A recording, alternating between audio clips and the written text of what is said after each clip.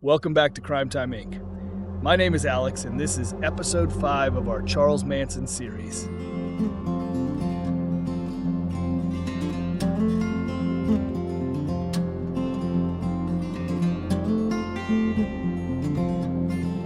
Let me take you inside a pivotal moment in the Manson story. Picture this: a broken-down school bus crawling its way from San Francisco to LA, with Charlie under the hood playing mechanic, a skill he'd picked up during his reform school days. He was practically buzzing with excitement about meeting Gary Stromberg at Universal, convinced this was his big break into the music business. Thanks to a connection through Phil Kaufman, Charlie got his foot in the door at Universal. When he eventually showed up, barefoot, mind you, he proudly gave Stromberg a tour of their white-painted bus, complete with its hanging coffee table and battery-powered turntable. His 4 female followers watched his every move, hanging on each gesture. But here's where it all went sideways. That studio session, complete disaster. Charlie couldn't handle the professional setup, bristling at the engineers and their instructions. "I ain't used to a lot of people," he complained to Stromberg. No record deal materialized, though Stromberg softened the blow by suggesting they might try again someday. Interestingly, Stromberg saw another potential use for Charlie as a consultant on a controversial film project about a modern-day Jesus. During their beach conversations, Charlie put on quite a show. He had one of his girls, Lynn, kiss his feet to demonstrate his ideas about biblical submission. Then there was this wild moment when someone challenged Charlie about owning a bus despite preaching against possessions. Without missing a beat, Charlie handed over the keys. The guy actually drove off with it, only to return hours later, impressed by Charlie's apparent detachment from material things. Charlie didn't let the universal rejection get him down. In his mind, Stromberg just wasn't enlightened enough to understand his genius. Besides, LA was full of music industry players. Surely someone would recognize his star potential. But he'd learned one thing: nobody was ever going to tell him how to play his music again. Charlie Manson was going to do things his way, convinced that he alone knew best. After the Universal disappointment, they needed a real place to stay. Those girls were getting tired of living in a bus without showers. Lucky for them, 1967 LA was full of folks happy to take in wandering souls. They landed in Topanga Canyon at this eccentric crash pad called the Spiral Staircase. It was perfect, a constant flow of musicians and interesting characters passing through. That's where Charlie met Bobby Beausoleil, and boy was that an interesting connection. See, Beausoleil was everything Charlie wasn't: naturally magnetic, good-looking, with girls following him everywhere. Charlie saw potential there. Imagine combining Bobby's natural appeal with his own special way of influencing people. But here's the thing: Beausoleil wasn't buying what Charlie was selling. Sure, he thought Charlie was interesting enough to form a band with. They called themselves the Milky Way. But he wasn't about to become one of Charlie's followers. As Beausoleil put it, he didn't travel with anybody. The band didn't last long, but something more important came out of that friendship. Beausoleil introduced Charlie to Gary Hinman, and Charlie's eyes lit up at the possibilities. Hinman was perfect: a music teacher with industry contacts, a drug dealer with connections, and best of all, he had a nice house where Charlie's people could crash. Mary and Susan helped charm their way into Hinman's good graces. The only frustration for Charlie? Hinman's Buddhist leanings made him immune to Charlie's spiritual pitch. Still, Charlie figured Hinman could be useful, even if he never fully joined the family. Charlie couldn't stay put at the Spiral Staircase. See, he had this problem: too many competing gurus under one roof. You had your Satanists, vegans, anarchists, born-again Christians, all of them preaching their own path to enlightenment. Charlie knew from his Haight-Ashbury days that this kind of spiritual marketplace wasn't good for his control over his followers. So in December, he packed up his girls and hit the road, heading deep into the Mojave Desert. Now that was more like it, just empty space and his captive audience. He'd lecture them about absolute obedience, mixing in tracks from the Beatles' new Magical Mystery Tour album. "See," he'd tell them, "we're just like the Beatles on their bus, having adventures." The women hated the dust and bugs, but Charlie loved the isolation, so that's where they stayed.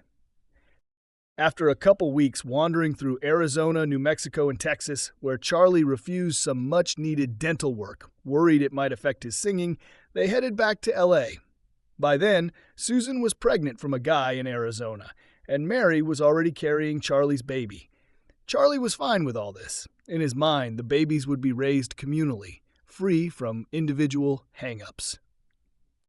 Charlie was studying other communes at this point, but not to join them. He was looking to steal their best ideas. But he did snag something interesting from the hog farm commune, a 14-year-old girl named Diane Lake. Her parents actually gave permission for her to join them, and Charlie immediately made her his favorite, holding her up as an example of someone uncorrupted by society. For the next year, she'd be his most frequent sexual partner. Let me take you to Topanga at the end of '67, where Charlie and his group were living a nomadic life, bouncing between rentals, squats, and crashes at Hinman's Place or the Spiral Staircase. But Charlie had his eyes on the prize, landing that record deal. And boy, was Topanga the place to be for that. We're talking Neil Young, Stephen Stills, Linda Ronstadt, all living right there. Now, these stars were used to wannabe musicians showing up on their doorsteps. Frank Zappa would regularly find strangers in his living room waiting to play him their songs. But Charlie? He took it to another level. The band Spirit were formed around this time, and they went on to achieve commercial success. In 1968, they played in the Denver Auditorium with their support band, an unknown group of 4 young Englishmen called Led Zeppelin. Spirit perhaps became most famous for taking Jimmy Page to court, accusing him of copying their song Taurus and using it in one of the most famous songs of all time, Stairway to Heaven. So one day Charlie burst into Spirit's rehearsal, only to get kicked out with shouts about his bad karma. Things got even uglier with producer David Briggs. Charlie not only demanded a record deal, but also tried to get Briggs's truck.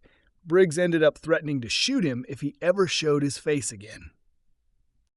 But here's where things get dark.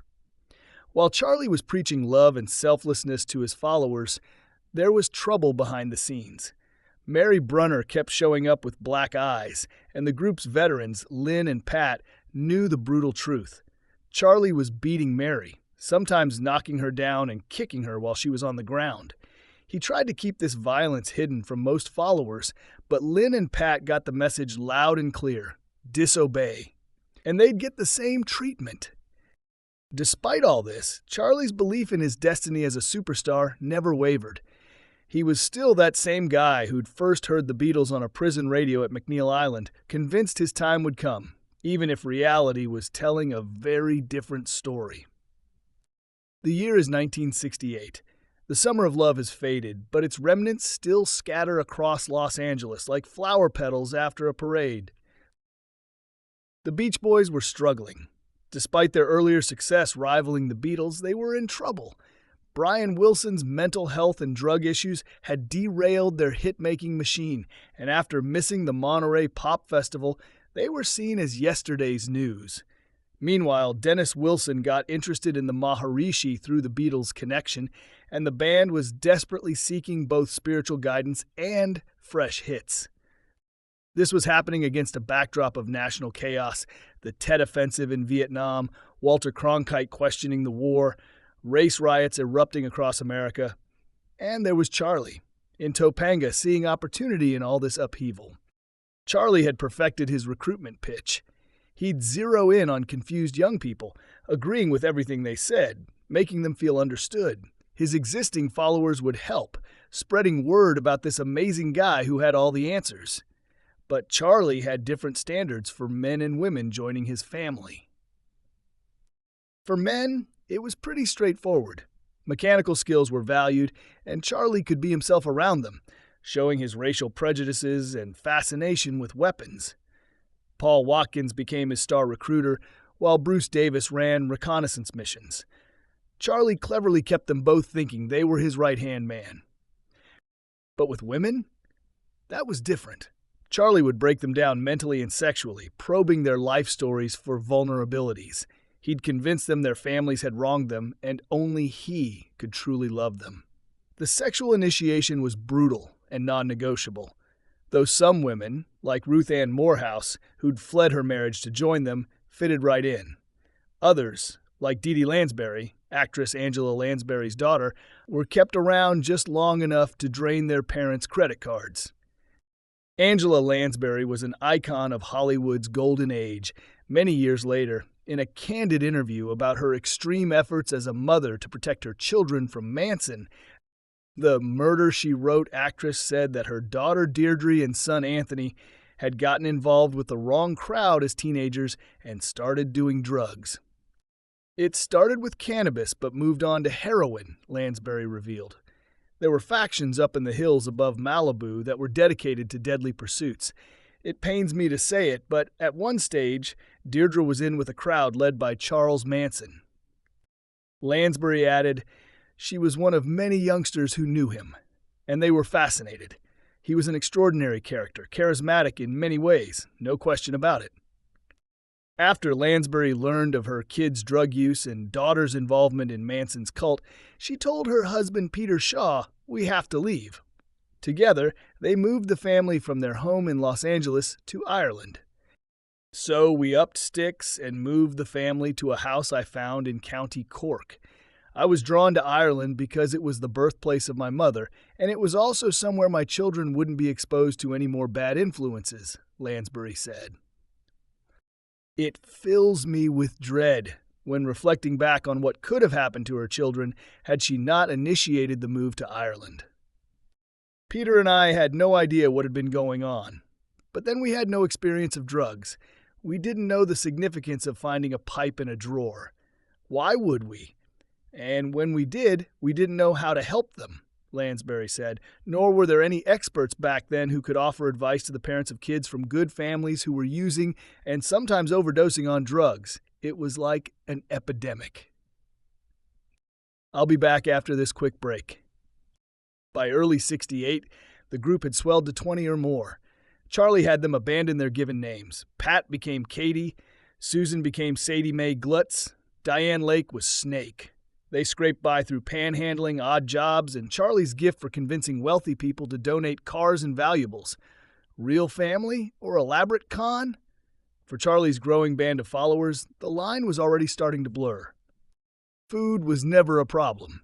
Charlie taught them to raid supermarket dumpsters, though he'd never admit he learned this from the diggers in the hate.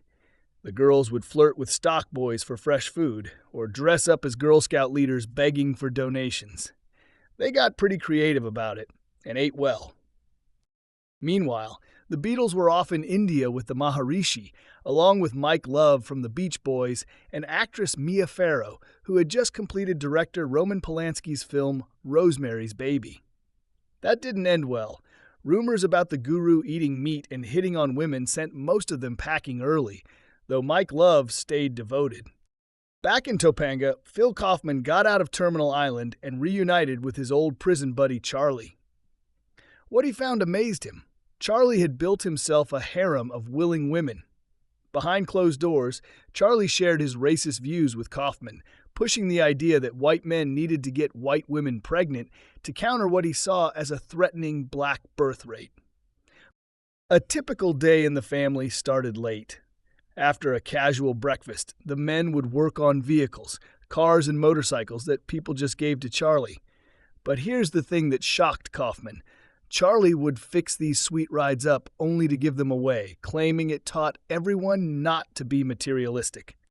The women spent their days foraging for food, and then they'd handle all the cooking and cleaning. Charlie insisted that serving men was women's proper role.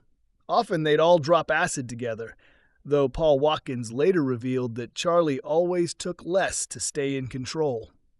Then Charlie would preach about giving up individuality and possessions, always keeping it peaceful, at least on the surface. Group sex was a regular afternoon activity in a designated room with rugs and cushions. Sometimes it was freestyle, or as Kaufman put it, whoever you fell on. Other times, Charlie played director, though he rarely ordered lesbian acts. His rule was simple. Men's pleasure came first, and women were there to serve. Dinner was a communal affair with platters passed around family style. After the meal, Charlie would lead the music session, him on guitar with the women as his backup singers. They'd cycle through his songs and Beatles tunes, especially from Magical Mystery Tour.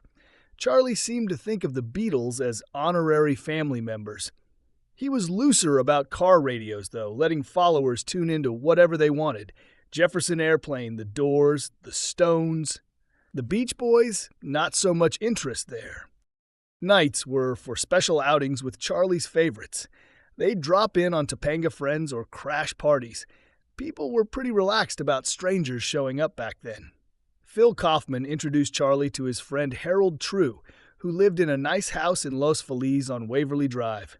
Charlie got to know that upper-middle-class neighborhood well, including Harold's neighbors, a couple named Leno and Rosemary LaBianca who moved in after Harold left. We'll come across them again later in the story. But Kaufman's time with the family was limited, about 5 weeks. He couldn't help Charlie make those music industry connections he craved, and worse, he actually dared to disagree with Charlie sometimes. That was a big no-no.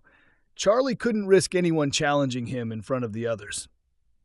Before cutting Kaufman loose, Charlie made one last attempt to convert him fully during a trip to San Francisco to rescue their broken-down bus. But trying to recruit the guy who once knew him as just another prison inmate, that wasn't going to work. Let me tell you about how things ended with Kaufman and the larger events unfolding in early 1968. When Charlie tried his recruitment pitch, Kaufman just laughed. "Hey, save it for other people." Charlie's sharp response, "You're too smart to be here." After that, Kaufman found himself increasingly frozen out by Charlie and the girls until he got the message and left. Though they stayed in touch for a while, those visits eventually stopped. The magic was gone. Meanwhile, America was coming apart at the seams. In March '68, Lyndon B. Johnson's Commission on Civil Unrest blamed white racism for the racial riots, warning that America might split into two permanently hostile camps. Then came the political earthquakes. Eugene McCarthy nearly beat Johnson in New Hampshire, Robert Kennedy jumped into the race, and on March 31st, Johnson shocked everyone by announcing he wouldn't seek re-election. Just 4 days later, Martin Luther King Jr. was assassinated in Memphis, triggering devastating riots in New York and Washington. The violence spread like wildfire. 125 cities erupted in racial violence, requiring 55,000 troops to restore order. Things got so tense, they even set up a machine gun post at the U.S. Capitol after rumors of potential attacks. But Charlie? He used all this chaos to his advantage. He never discussed Vietnam or racial issues with his followers. Instead, he'd remind them how lucky they were to be with him, safe from the scary world outside. The worse things got out there, the tighter his grip became. His followers dove deeper into sex and drugs, convinced they were the lucky ones. Don't go away. I'll have much more for you after this quick break. April brought Charlie a new prize, Sandy Good. Like many of his followers, she came from divorced parents and had a troubled past, including surgeries that left her scarred. She was drifting between colleges when she met Charlie in L.A. Charlie's promise of real family love hooked her instantly. But Charlie had his own reason to love Sandy. Her stockbroker father had set up a $200 monthly trust fund for her, money that now flowed straight to Charlie. At first, Sandy struggled to fit in. She wore makeup, jewelry, and carried herself with confidence, traits that didn't align with Charlie's vision. He singled her out for private talks, reinforcing his doctrine that individuality was dangerous. More importantly, he didn't want her to leave and take her $200 monthly stipend with her. To break her down, he forced her to strip in front of the group, using her scars as proof of parental abuse. If they had truly loved her, he argued, why had they let doctors disfigure her? It took time, but Sandy eventually conformed. Unlike others, she wasn't given a nickname for months. That April, Mary Brunner gave birth to Charlie's son. She wanted a hospital, but Charlie insisted on a natural birth, aided only by the other women. They were clueless, but Charlie dismissed their concerns. "You're women, you'll figure it out." The baby was breech, and Mary suffered terribly, but she and the child survived. The boy, later known as Pooh Bear, was raised communally. Outsiders saw a loving, attentive group, but Charlie kept the children separate. Parents needed his permission to visit, which he rarely gave, claiming biological parents had a harmful influence. Shortly after, Charlie led the group on a road trip, camping in Ventura County to reinforce self-sufficiency and prevent anyone from growing too comfortable. They didn't stay long. Local deputies arrested several members, including Charlie and Susan Atkins, for using fake IDs, while Mary Brunner was picked up for nursing in public. The charges didn't stick. Law enforcement just wanted them gone. But Charlie spun it differently. A few nights in jail meant nothing to him. He used the arrests to prove the system's persecution of those who had seen the truth. Charlie and his followers roamed in search of a place to settle, eventually finding an old movie ranch at the foot of the Santa Susana Mountains. It had been used for cowboy films in the 50s and 60s and was owned by George Spahn, a nearly blind elderly man. They stayed for a while before returning to Topanga, where Charlie resumed his pursuit of a record deal. Meanwhile, the Beach Boys embarked on a national tour with an unexpected opening act, the Maharishi Mahesh Yogi, who lectured audiences on transcendental meditation. Fans had paid for music, not philosophy, and they heckled him nightly. Undeterred, the Maharishi simply giggled and kept talking. The tour was a disaster, with ticket sales plummeting. A New York show sold only 200 tickets, forcing the band to cancel halfway through, losing $500,000. Mike Love blamed the failure on the world's ignorance and remained devoted to the Maharishi. Dennis Wilson, however, wasn't fazed. It just meant more time in L.A. for partying, women, and drugs. Shortly after Charlie's return, Bobby Beausoleil visited with his girlfriend, Gail, and another woman, Catherine Scher, soon nicknamed Gypsy. Bobby, now working in the adult film industry, was still liked by Charlie, but his arrogance put off some of the girls. Gypsy, however, immediately connected with the group. She was a talented musician and drawn to Charlie's devotion to music, though she wasn't quite ready to leave Bobby. Charlie, recognizing her potential as a recruiter, didn't push too hard. He had no intention of alienating Beausoleil. Besides, with the group growing to around 20, Charlie already had plenty of followers to scrounge food, panhandle, and keep the operation running. By now, Charlie had been back in L.A. for nearly 6 months, still chasing a record deal. His mistake, he believed, was trusting a mid-level executive at Universal, someone who wasn't a musician and couldn't recognize real talent. What Charlie needed was a rock star, someone with influence who could get him signed instantly. Determined, he sent his girls out as scouts, not to recruit more followers, but to find musicians who might listen to his music. It was a welcome change from panhandling or digging through dumpsters. One spring day, Pat and Yeller hit the strip to hitchhike. Almost immediately, a tall, handsome man pulled up, offering a ride. But first, he invited them back to his place for milk and cookies. The girls eagerly agreed. Their driver, Dennis Wilson of the Beach Boys, the exact kind of patron Charlie had been hoping for.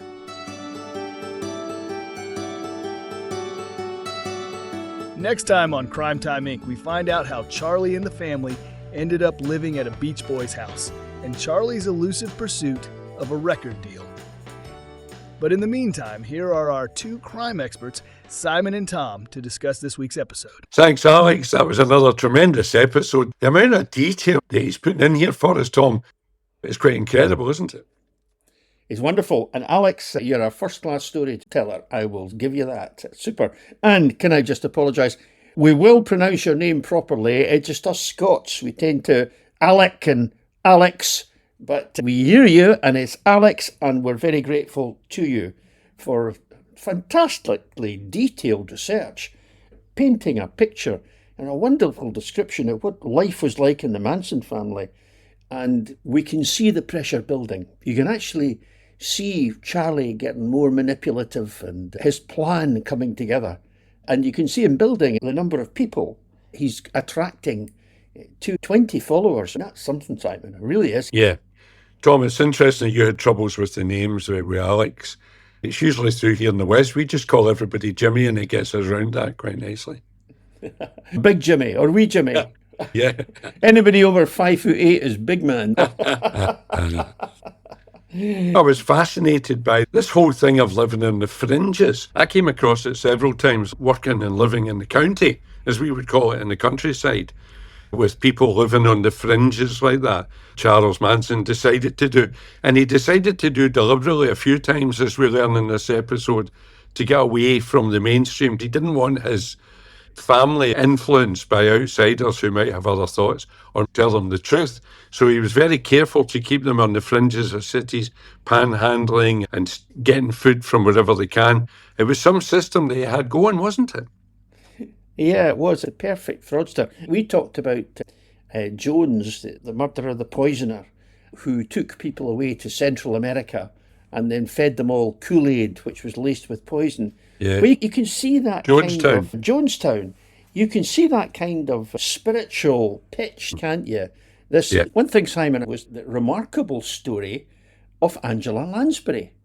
What struck me about that was she obviously saw her kid being dragged into the Charlie Manson gang and took the most extraordinary actions to avoid it by uprooting her family and taking them to the remotest part of Ireland she could find.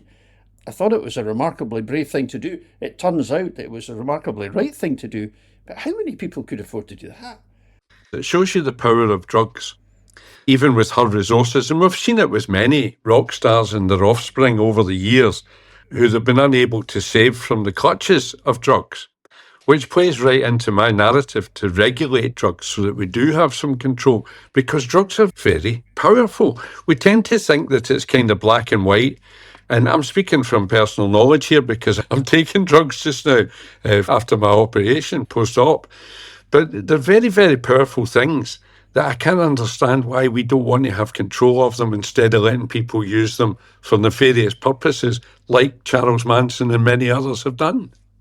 Yeah, I think I'm broadly in agreement with your view on drugs. I've got one or two reservations about some of the consequences or the potential consequences. But there's no question that people who see drugs as simply a bad habit really don't know what they're talking about. Yeah. Control, and it's all about control. And what fascinated me was the fact that he's actually picking people for specific things. So he picks a good-looking girl because he knows that if he can use a good-looking girl, he can use that to lure other people in. Yeah. He decides he's got too many women, so he needs some men. And so it's really calculating. He's spinning so many plates, isn't he, at the same time? There's a real genius in here. Tom, we've said this before on Crime Time Inc. Sometimes some of the criminals that we talk about, and I know that we're both the same, we've met criminals over the course of our careers who were very clever. They were very charming. They were the epitome of manners. They were so well dressed and so well turned out, and you could take them into any company. And yet at their heart, they were just crooks. Yeah, that's right. Interesting. Charlie wants to give this impression of being completely selfless. So he'll give away a car, he'll make a gesture of giving away a car. And of course, he depersonalises these people by using nicknames. And that's a very clever device as well. Yes. And you see that in gangs where they depersonalise people and make sure that they are only seen as part of the organisation. But Alex's narrative shows that he's reverting to domestic violence and that the veil slips now and again and Charlie shows himself in his true colours. It's interesting that we're talking about that manipulation and how smart he must have been, how convincing he must have been. A 14-year-old girl, Diane Lake, her parents let her go and be part of this entourage. So there was something very powerful that he was doing and that he had contrived to make look legitimate in some way. The episode is absolutely packed full of information, isn't it, of all sorts, because you've used the word before that describes what was going on, the melting pot that was going on in society at that time, and particularly in the USA, the Vietnam War, etc. It really was an environment for this to take place. It was, Simon, and you know what intrigues me is that all of this was in the background, and you get the feeling that actually it was the background that was incubating people like Charlie Manson. And looking at the news now, today, all these years later, and seeing the trouble we're in all sorts of areas with war and political upheaval, you just wonder what might be being incubated right now as we speak. I say again, Alex, I like to go into detail and I write in detail about old cases. I'll tell you what, Alec, you have really done a fantastic deep dive job here. Absolutely super. Can't wait for the next one, Tom.